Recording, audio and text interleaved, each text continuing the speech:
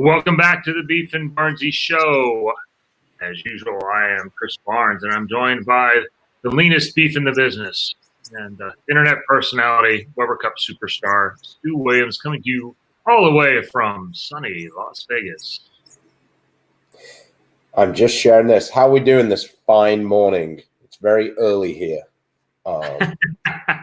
I'm staying with Mark Anderson.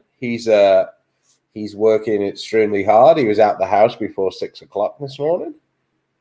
For you guys going out to Nationals, Mark runs the Storm booth out there, and so the tournament is only 77 days, but he is putting in approximately 14-hour days for 77 days. So tread lightly, or as the days go on, he may tread back. Yeah, East Coast Mark might turn up. Yeah, we had quite the weekend of bowling, but more importantly, Chris, the Beef and Barnzy show has a new sponsor.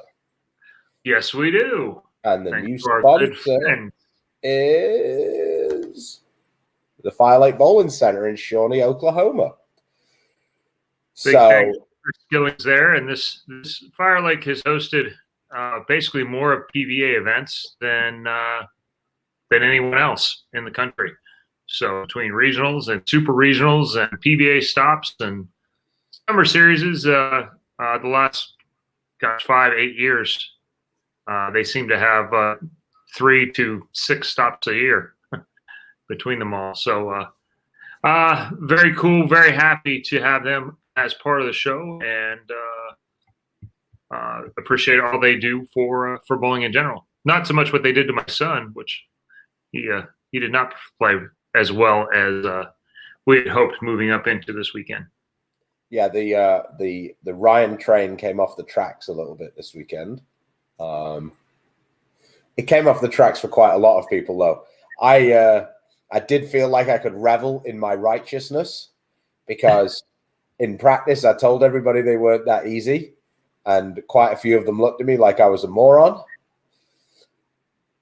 I mean, I only had to set the number at 375 over for the first block to get the bet with Sean Lavery that nobody would do that. I said to him, we can go down a bit. No, I think they're going to be pretty easy. I go, yeah, not so sure. Well, AJ Chapman did his best to make me look like an asshole. He just had a bit of a little bit of a rough time in the middle of the block because he started with 299 and he finished something along the lines of 50, 40, 60, something like that.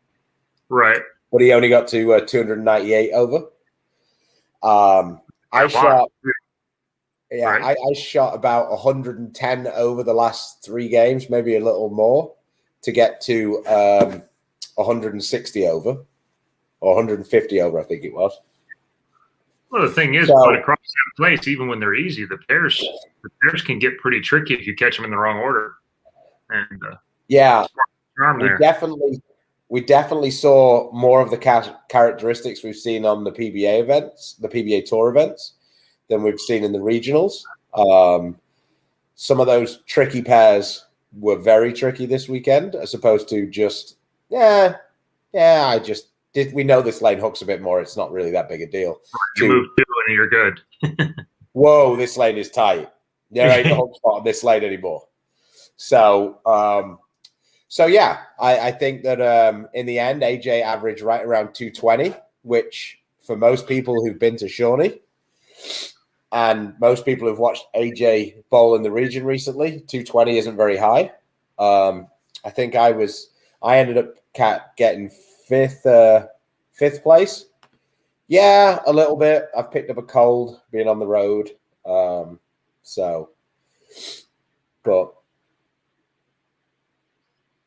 no. Yeah, I guess it kind of happens that way. So yeah, colds still exist. Although we were told they didn't. So yeah, I ended up averaging 214 and came 5th. It was it was a little bit different field to normal. There was no you, there was no Frankie. That's usually two of the people who are contending. We missed the entertainment of Keith Lesko this weekend because he was at the senior stop. So yeah, it was a little different. Brad Miller came out. Packy came out. There are a couple of guys who don't, always bowl in our region. So, right? Sorry, He gave you a spot, right? Yeah. I took that spot off Brad in the position round. He wasn't convinced that was going to happen, and it did. I was a little disappointed. I almost went from 8th to 4th. It's really weird because I got completely fucked in the game, right? But I got the draw of the century getting that particular pair. So it's kind of a balancing act because I went front 4, blower 7, 4-9 sheet, and I ended up 4 pins behind 4th. So that was a little annoying. But at the same time, I got round it. Yeah. Yes. So what should we go to first? Should we go to the fact that the PBA 50 lane guy is trolling you, and that you finally you had to take a stop off, and this is Trey Ford. I told Trey after it, I said, if you'd have offered me 255 and I told you I wanted to bowl.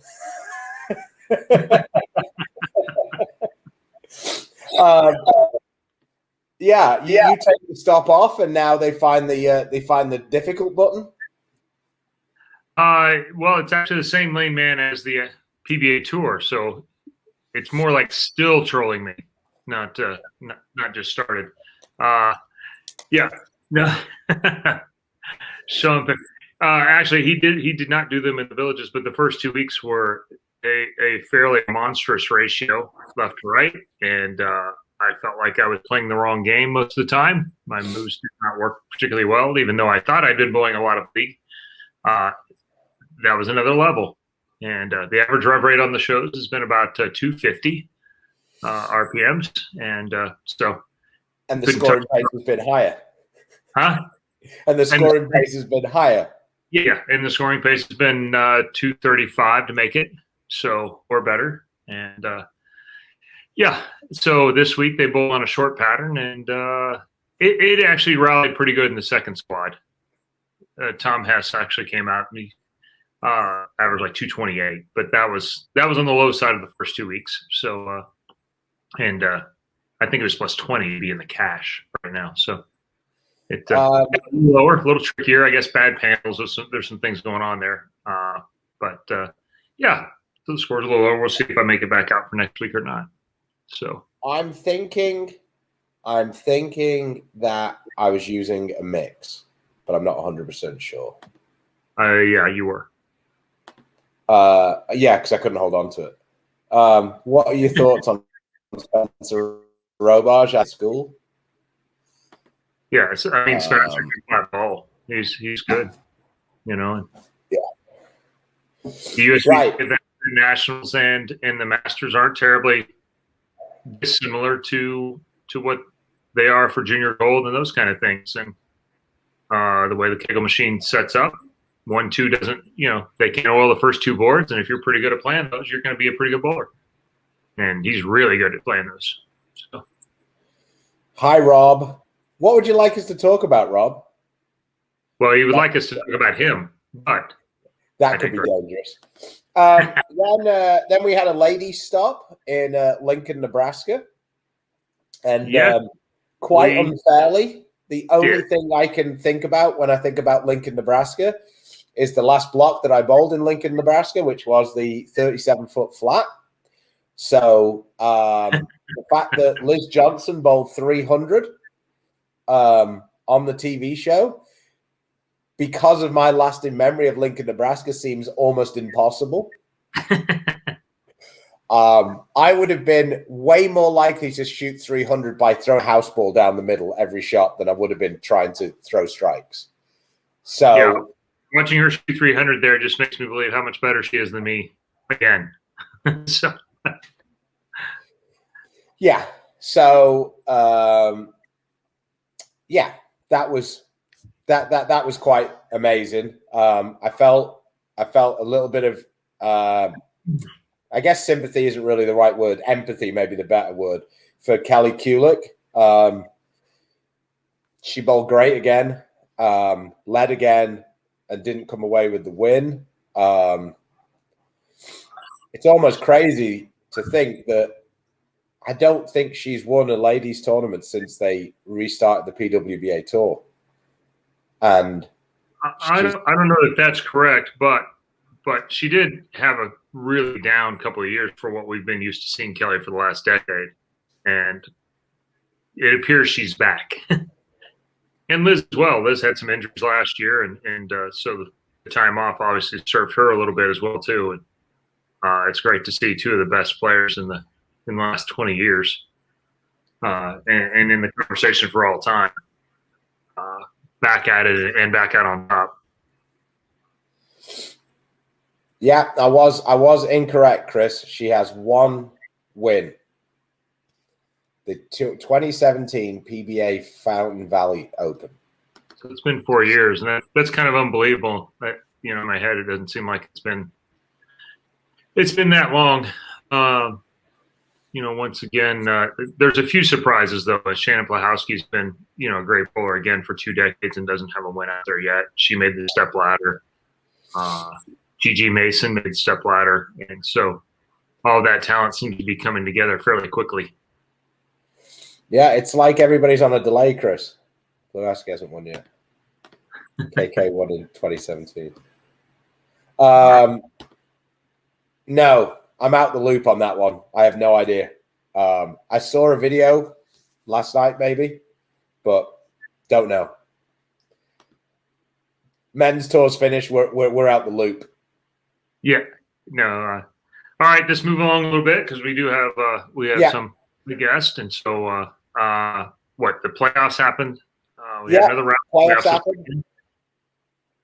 Christian Azcona took care of Vi in 2 games, which I think most people would see as quite the shock. Although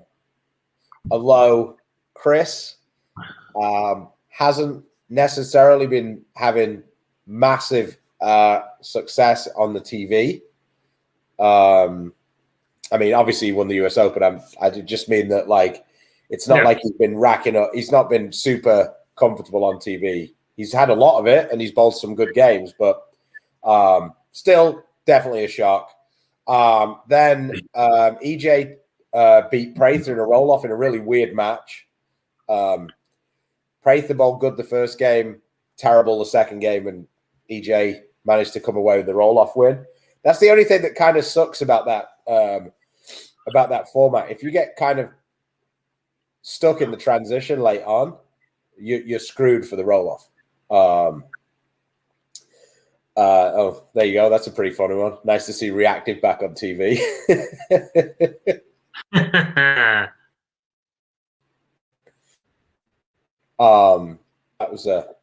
That's definitely a point of contention. Then Doherty beat Sterner in a roll-off.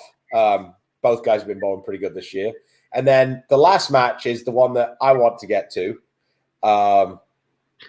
What are your guys' thoughts on this? So Sam Cooley didn't beat Jesper in a real game. Didn't beat him. Sam Cooley went through. I don't get it. Yeah, now explain. So game one, first game, won. And game 2, they tied. Why isn't Jesper through? I mean, I understand they have the race to 2, but in my mind, Cooley couldn't get to 2. He lost and tied. But whatever. It is what it is. It made for good TV until Jesper went 7-1, 6-2 in his roll-off.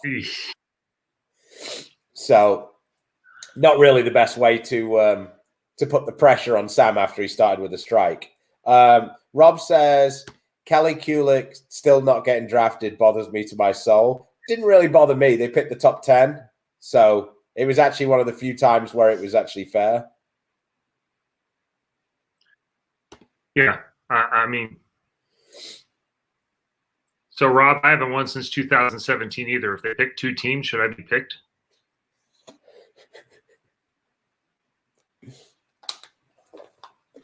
Anyway, there we go. I'm not waiting to get the punch in the face on this one. So yeah, but yeah. Yeah. So I saw the lane machine. I don't know what you're talking about because we didn't really get to see it. Are you talking about the oh Doherty, yeah, I heard Doherty say something about this.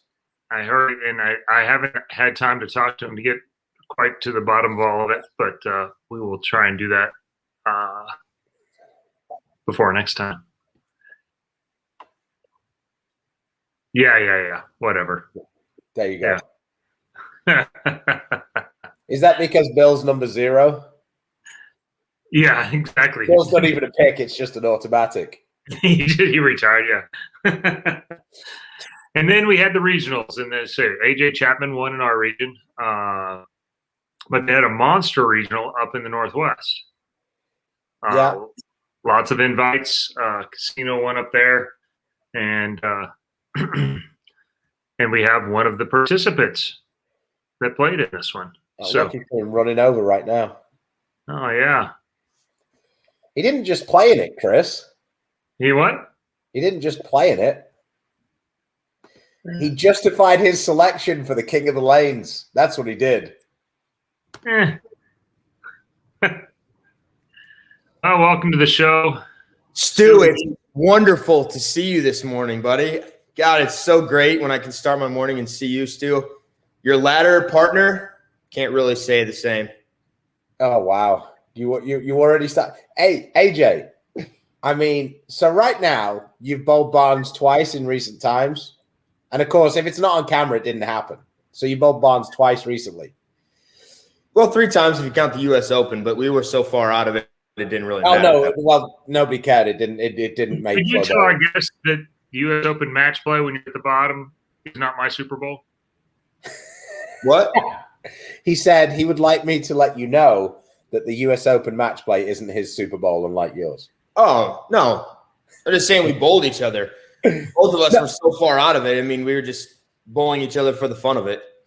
Yeah, no, exactly. But you weren't bowling each other for the fun of it on in the Masters. You got it turned out that you getting a little bit up in your feelings worked out quite well for you. I mean, it put you guys back in the spotlight. I mean, are they going to have the police there to separate you two when Chris, checks you up again?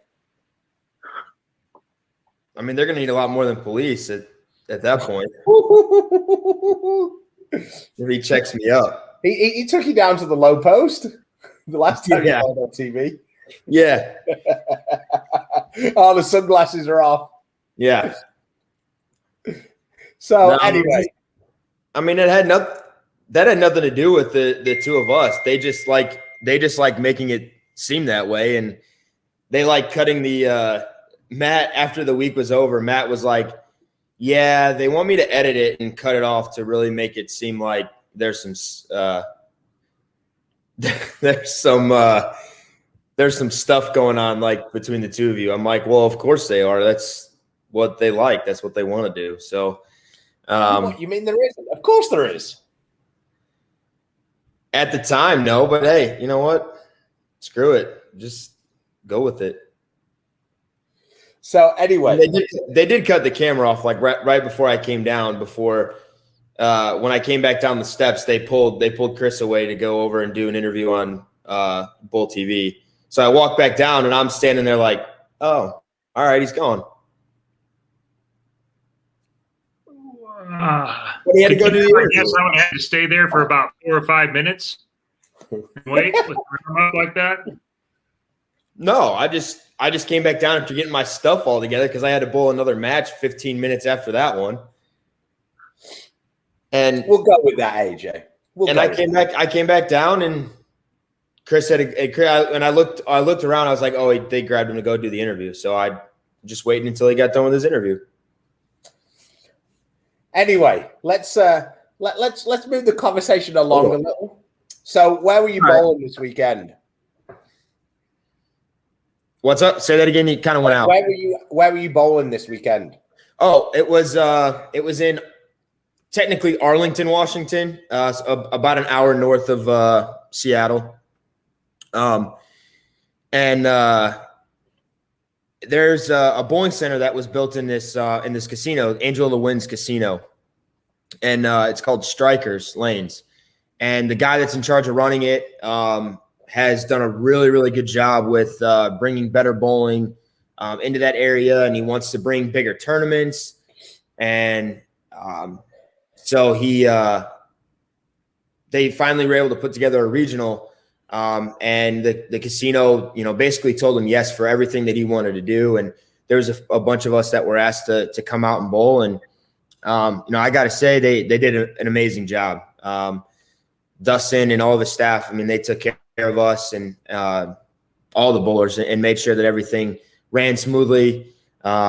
Josh did an amazing job in his new gig. I mean, he's doing pretty good. But the place that for itself was in immaculate condition. I mean, it was pretty cool. We bowled on gray lanes. So they have colored lanes. Little tricky at first to kind of get used to, but it was pretty cool. Yeah, they did a great job. They want to host some bigger stuff out there.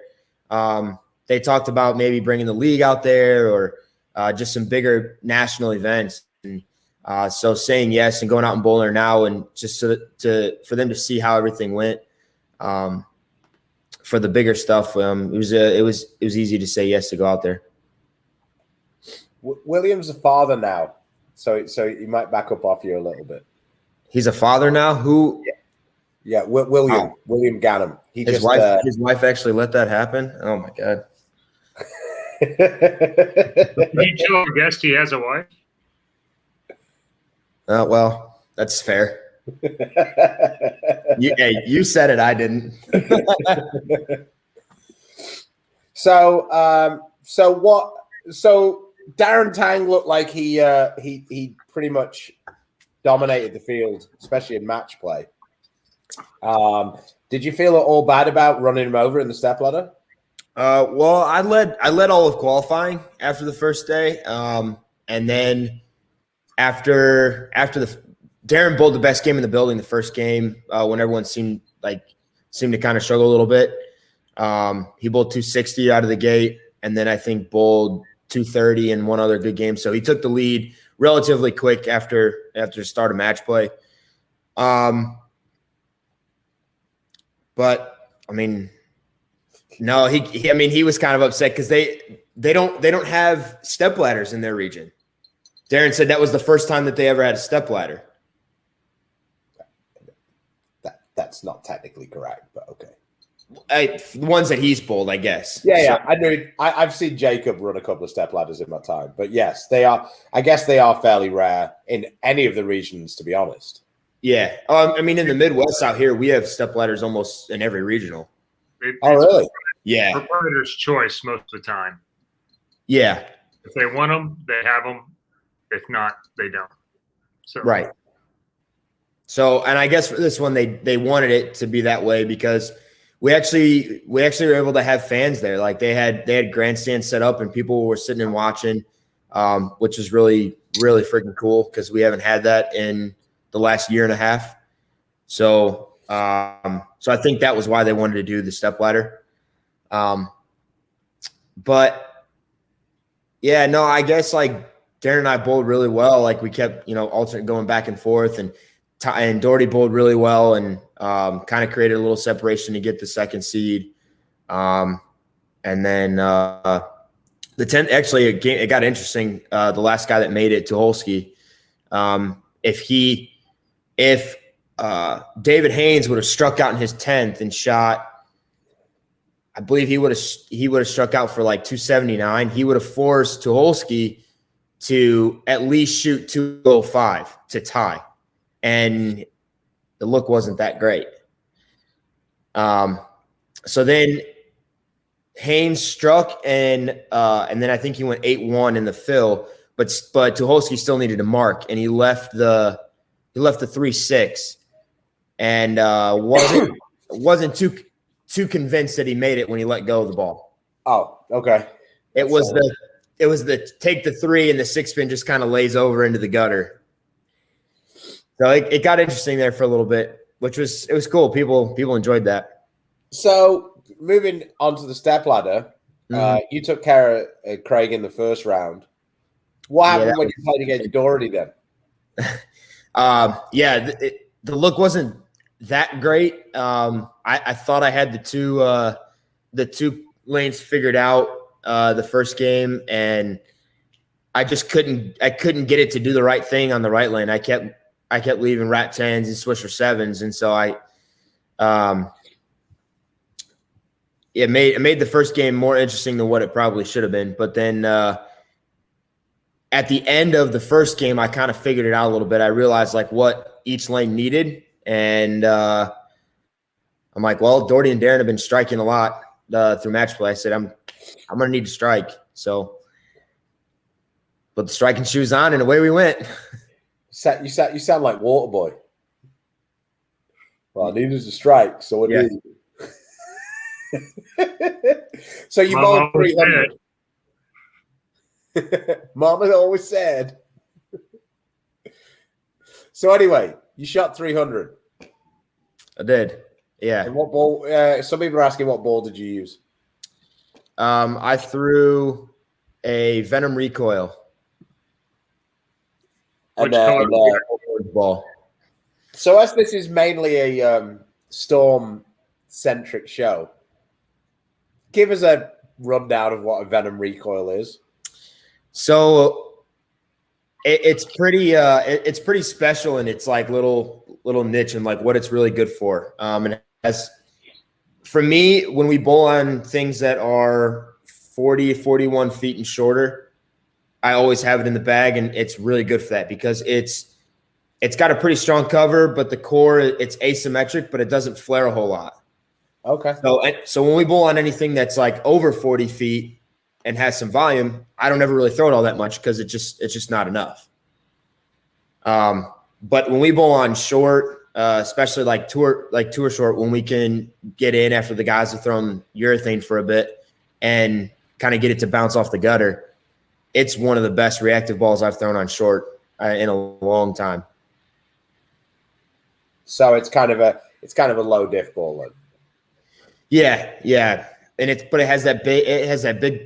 It's got a tall asim core and a strong cover on it. So it's a special ball for what it's really good for. When it's good, it's great, and when it's not in play, it never comes out. So. And then, so you took care of Doherty with 300. Then you went in against Darren. On your 300, I saw the video. You did the baller move. You changed ball on the 12th shot. I did. Yeah, Josh kind of gave me a little crap for it, and I said, "Well, I'm not going to get any more practice on this pair." And I said, if that orange one starts to quit on me a little bit, I said I need to know if there's something I can go to that'll come off of it a little bit better down lane, because the other guys had been throwing urethane in practice too. So, I just went to it. It worked out, and then I actually was able to stay with the one that I bowled 300 with when I bowled against Darren. Are you going to bowl with Aaron at the Lucy? Yeah, unless she's got other plans, I'm not changing my partner. Yeah, you've done pretty good so far. So yeah, definitely. So what have you got coming up? We know that you got the invite for the King of the Lanes. So you got one game there on TV. Yeah.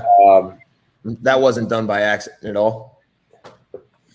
Yeah. So what else have you got coming up? Just there's some regionals that are going to be ran out here in the Midwest. Maybe I'll go over to the Central if they've got some stuff. I know Bobby Jaco always sends me a message and lets me know when they have stuff coming up. And I'm bowling Jody Boyd's event that he runs in Columbus the first weekend of June. Okay. It'll be it's the 10,000 mega event that they started last year. And then outside of that, just bowling nationals right before I come out to Maine for the King of the Lanes. Okay, I'll give you the 4-1-1 on that one. All right. I'm bowling tonight. Okay. I would say the first weekend it didn't really seem all too difficult. There was already 2 300s. Yeah, I mean the thing is they're in South Point Bowling Center for doubles and singles, so that's obviously going to be a little easier. For sure. I mean, just look at the scores from the Bowlers Journal the last few years. So, and then the stadium, it's I mean it's hard to say because until you get on the lane yourself, right? Unless you're there right at the start, you don't really know what those guys did or whatever. It seems like they're breaking down a little faster than maybe in normal years. That's right. At least one a day. He's even behind it. Oh, there you go. 3 300s now. All 300s have come in the bowling center. That doesn't surprise me. Oh wow. Yeah, I guess if they were going to do if they're going to do it all in the stadium, then I don't think there would be those 300s quite yet. But because they're in the bowling center, I think it makes it a little bit better. Yeah, I mean, it makes it a little bit higher scoring. Like, bet is always a relative term. It's the beef and Barnzy phrase, isn't it, Chris? How do you want the lanes? I want them high scoring for me and low for everybody else. I want them harder for you, not for me, just for you. Sean Lavery broke out the one for me, none for you at the weekend. Oh. Well, he actually just broke out the one for me. Sure. And then I said, yeah, what you really need is a none for you. And then he got another semi-fortunate. We were in the cashes round. So he goes, 2 for me, none for you. So it was we had a pretty good time. I was making my run until I played. Then he slapped me around like a little bitch. I moved to the right, which is where I should have bowled the whole time because I never bowled good in Shawnee until I adopted the WWRD. What would Rash do? Once I went to what would Rash do? Because Rash is the greatest of all time in Shawnee. He's unbelievable. He makes the TV show there every time. And once I went to the what would Rash do? Everything, it's opened my eyes to possibilities. Well, I went with WWSD. What would Stu do? Wasn't working so good. Went to the Rash theory, 260. You don't need to feed that ego. It's okay. I've already told him. Hey, the thing is Sean looked at me and thought, and I knew in his eyes he was like, "Why'd you only do that at Shawnee?"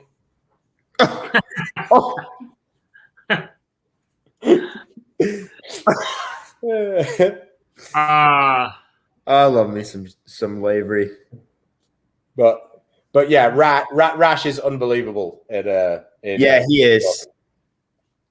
He is that building. Just in general, if the straighter I can go in Shawnee, the way less of the bullshit swish sevens and ring tens and everything I leave. So I was just a bit of a moron. And I remember we always talked about like the racks in that place and everything, but don't need to talk about it. That we bowled, like if you could, the straighter you could play there, it kind of takes away those bad racks. Like it makes them kind of irrelevant at that point. To be fair, the Rick Justice has been working on the machines a lot there now, and they've invested a lot of money into parts and stuff for the racks. And that's awesome. And it's like Packy said, the one thing he did say, he said the thing that's really cool now is if you have a bad rack and you press the reset button, there's a really good chance that the next one won't be bad. And he goes, and I haven't bowled anywhere recently where that's been the case. That's true. He goes, most times it's just going through the process. You press the re-rack button and it comes down just as bad. And you're like, why did I waste getting a callus on my finger pressing the button? It's just a complete waste of time. And he said, but that wasn't the case in Shawnee. Every now and again, a bad, a rack. It's not even really a bad rack. It's just a rack. It just gives you the heebie-jeebies or whatever. Mm-hmm. He goes, I press the button and then they come down and they look good. Packy was like, it was weird. The first time I did it, I was like, oh God, press the button. Yes. We're having a hard time doing that on the PBA telecast sometimes. So, I mean, the fact you can do it on GS machines, the GSX machines are tricky because they move around so much. The irony of it is Rick credits having a couple of conversations with Simonson about helping him fix one of the machines. I say, Simo's walking the mile there. That's why it irritates him. He's doing it already. He's doing it himself, so he expects other people to as well. Yeah, that's true. Thoughts on Lane 24? I saw the logo, and I heard you guys talk about the new sponsor. Mm-hmm. That's great. Yeah. Has the wall by lane 1 been? Is it fixed or? How's that going? No, it's now part of it. I'm almost wondering if part of the deal, whether Chris will actually have some photos taken with it. We might even get a Chris Barnes, a big C around. I was just saying, like a big CB signature on it. That'd be good. Yeah. Thoughts on lane 24? Lane 24 was this was the funniest thing ever, right? So lane 24 in our squad was stonewalled. So, and everybody who was on the other squad, this is their reaction.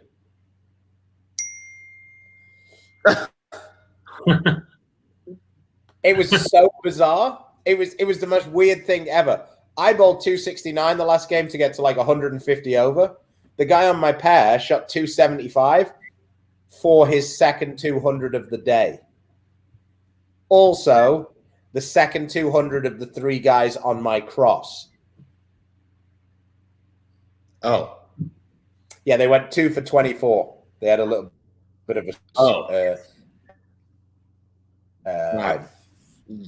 It wasn't Shawnee this weekend. I'm not 100% sure that after Chris's locals have finished having a conversation with him, I'm not sure we're going to be seeing the old... Scorpion in the region very much in Shawnee again.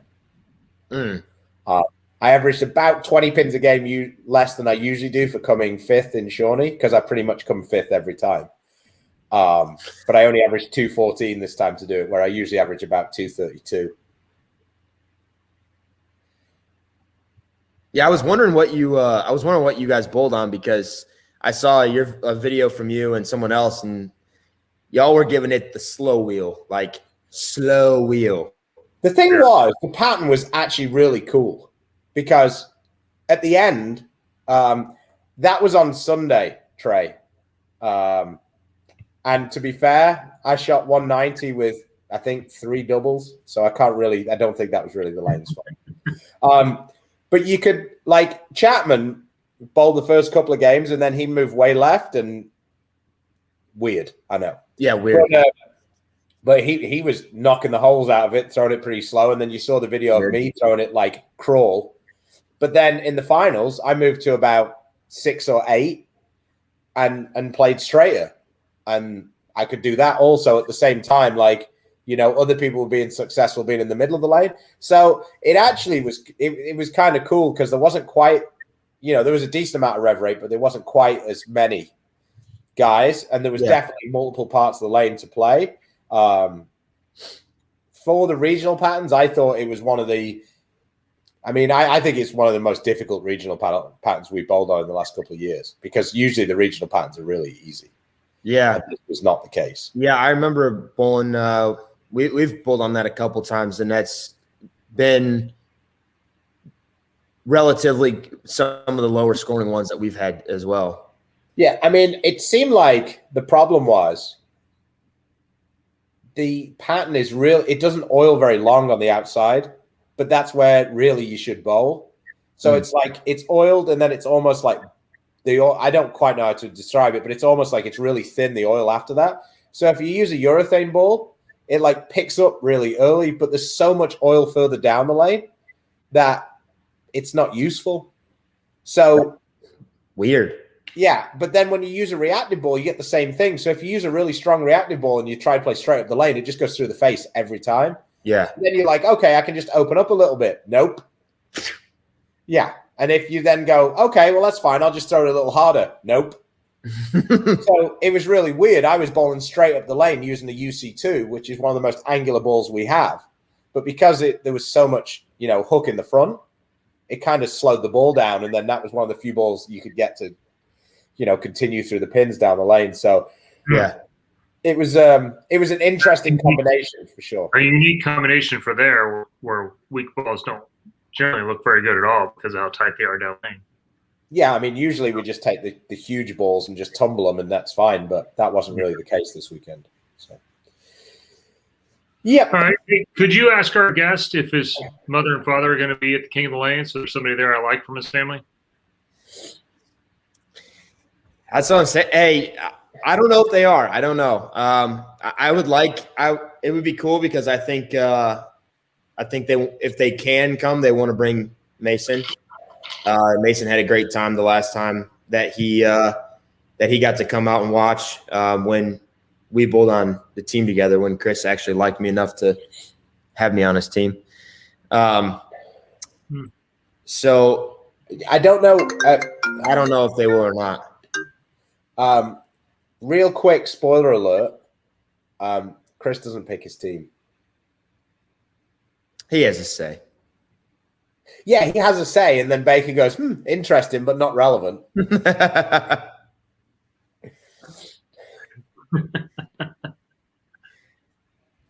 That's my guy.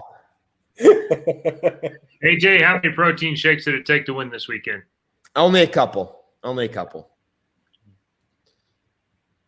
Now that's actually the guy that made our bag tags for us when we bowled together. Yeah, he does. He has his own screen printing business out here, and nice. He makes these bag tags that are dye sub, and they're absolutely amazing. Yeah, they're really cool. 100%. Yeah, I mean, Chris. Okay, Chris well, continue, being at least somewhat cordial because him and my dad are pretty good friends, and so wants to keep him around because my dad's about the only person right now that's his age that actually likes hanging out with Chris. So there we go. I was waiting for it. On the throne. Better wear it in the intros. Man, I was waiting for it. I'm not sure I'm going to survive this trip to Vegas. It might come with me. I haven't decided yet what I'm going to do with it, but it might come with. I hope I don't get a temperature with this cold, because if I do, I'm going to be screwed. I've had COVID and I've had the 2 vaccines, and they won't let me on a plane. Oh dear.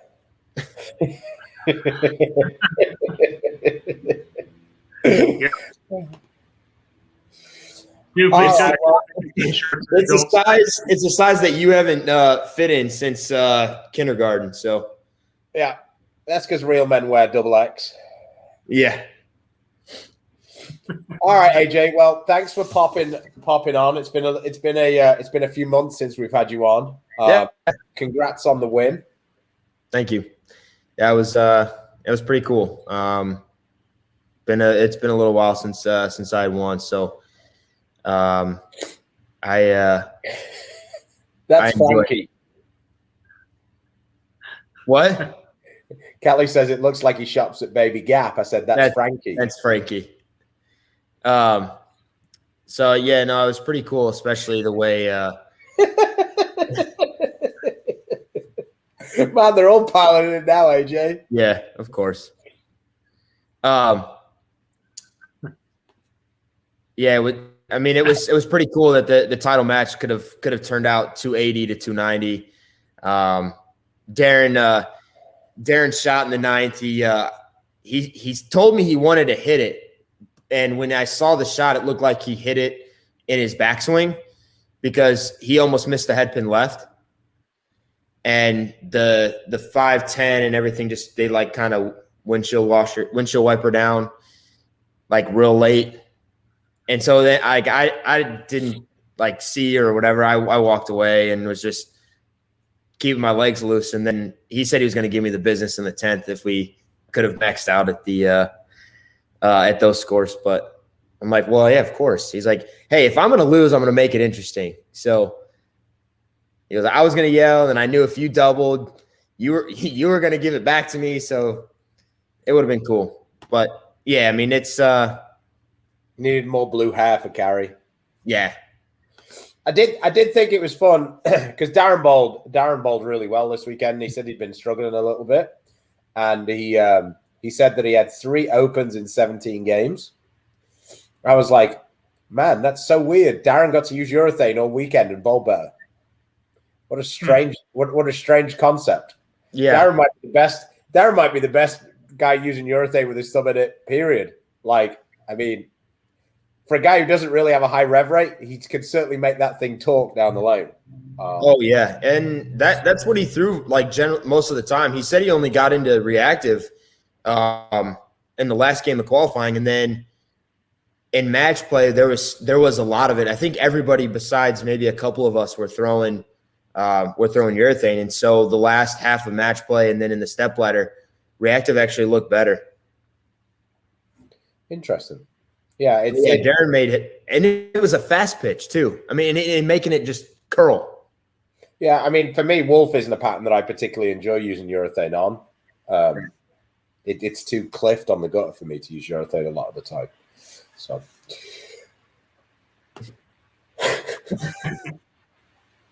Chuck, good to see you. Got to see him out in Florida, sporting the Beef and Barnzy shirts. Well, it's good to see the merch out there. Speaking of which, if you'd like one of those, there's new merch on the site, beefandbarnzy.com. You'd probably look good in one of those, AJ. So I think we had some kid sizes in there for you. So perfect.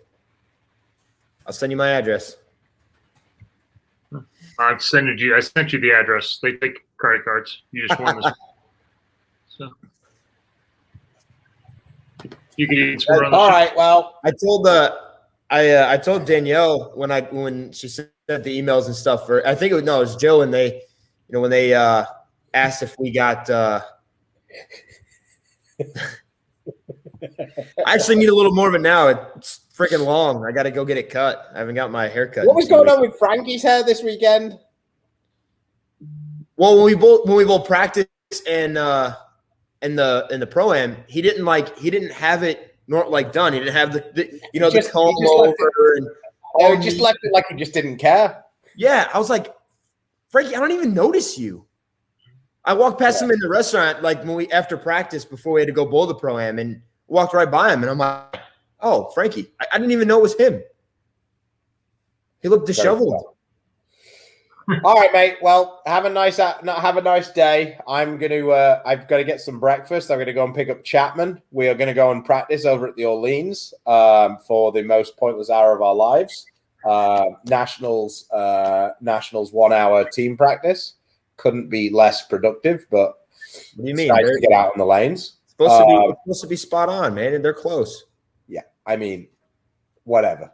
So we're going to do that. It'd be nice to see the guys because the group I bowl with is from Iowa, so I don't really see them except when we bowl nationals. Mm-hmm. So it'd be cool to catch up with them. I'll probably take 3 balls upstairs because it's a long walk from the parking lot to the bowling center. So yeah, and then I bowl team tonight at 8. So I have no idea what lane I'm on, but if you want to watch the live scoring, they have that. Yeah, hopefully we'll get Canizaro to tape some of it because we did something, reasonably useful. Fingers crossed we're not on any of the lanes in the 30s. That's Chris's favorite part of the stadium. Yeah. So I'm not really too worried about in the bowling center. I only have to walk into the bowling center, and I walk with a little bit of a more chest out, pep in the step. long as Purdy burns the machine, those first pairs over there are fine. It's just the day he doesn't, and the one lane hooks 14 more. So you're not wrong. Yeah. Like the Murphys, he's not bitter. Not at all. All right, fellas. Take One it job. easy, AJ. All right. Thanks, guys. No, I appreciate it. I'll see you. I'll see y'all soon, and if not before, see you in Chris, Lubbock. I'll see you in June. All right. Take care. Bye. Later, guys. Well, that was All AJ. As you can tell, me and Chris aren't bringing 100% of the energy today. So we will endeavor to try and get back with a show on Thursday. It might be, oh my God, Nationals are impossible, or oh my God, they're not that bad and I absolutely stink. Or, hey, there's way more money in brackets than I expected. I took the lead over at UC. Yeah. You know, there's lots of things in place still. So, yeah. But until then, I will be in Topeka, I think. Not sure what's going on there.